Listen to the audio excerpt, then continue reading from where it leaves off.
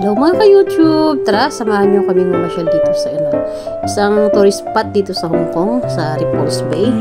Saan may makikita po tayo mga Chinese temple. Tsaka yung pinaka-highlights dito sa team na to, sa yung wishing fish.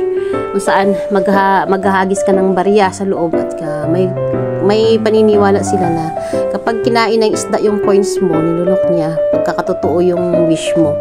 Yan, kahit hirap na hirap kami mga ka-YouTube, kakabato, at least nakakaano rin naman, may naka-4 na coins ako dyan mga ka-YouTube na kinain ng isda. Minsan naman yung pag hinagis mo siya, pumasok na sa loob, niluluwa niya mga ka-YouTube. Pero sa akin, yung 3 coins na dalawang $2, tsaka $1, tsaka yung isang 50 cent, kinain po niya mga ka-YouTube. Pero matagal din bago ako nakashoot dyan mga ka-YouTube. Yan naka-blue na lalaki, nauna pa yan sa amin dyan na kakahagis ng mabarya, di niya may pasok-pasok mga ka-YouTube. Ayan, yung 3 kami mga kaibigan ko, sabi ko, hindi kami aalis hanggat hindi kami nakakapasok ng coins ko sa awa ng Diyos. Naka-3 coins ako dyan mga ka-YouTube. So, saya lang, diba? Sana yung 3 coins na yun magkatotoo yung mga wish ko. Tsaka yung sa bandang huli mga ka-YouTube, nakakita ako ng $2. Iwan ko lang, baka yun din yung pinasok ko, baka niluwa ng isda. Ayaw niya. Kinuha ko na lang. At least may napasok ako ng 2 or 3. Ayan mga ka-YouTube. Saya po. At saka ang ganda po dyan mga ka-YouTube. Ganda ng ambience. Ang daming mga Chinese na pupunta dyan. Actually, tourist spot po talaga siya yan dyan mga ka-YouTube. Next po siya ng Repulse Bay Beach. Magkatabi lang po yan dyan. So, maraming nagpo-tour dyan mga ka-YouTube, nagdadasal. May 2 malaking Buddha kasi doon sa may bandang unahan. Kasi yung isang Buddha nakatakip. Baka na-renovate pa siya. So, yan yun mga ka-YouTube. Yan yung ganap sa aking birthday. Salamat. Thank you for watching sa aking mga solid viewers, subscriber. Thank you po sa inyong lahat. God bless. Sana panoorin nyo hanggang dulo mga ka-YouTube. Thank you.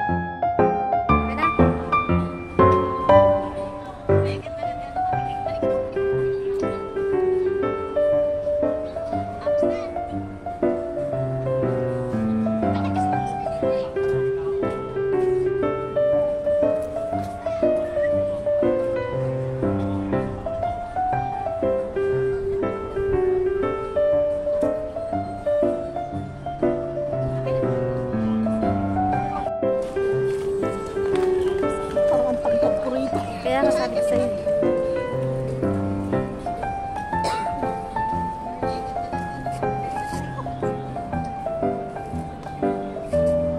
Dahan lang.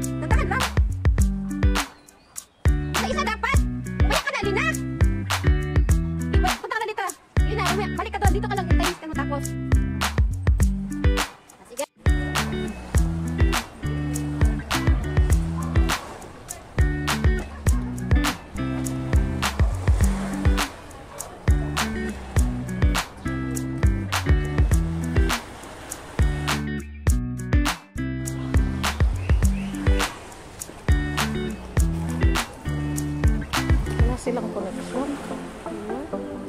Yung wifi nila.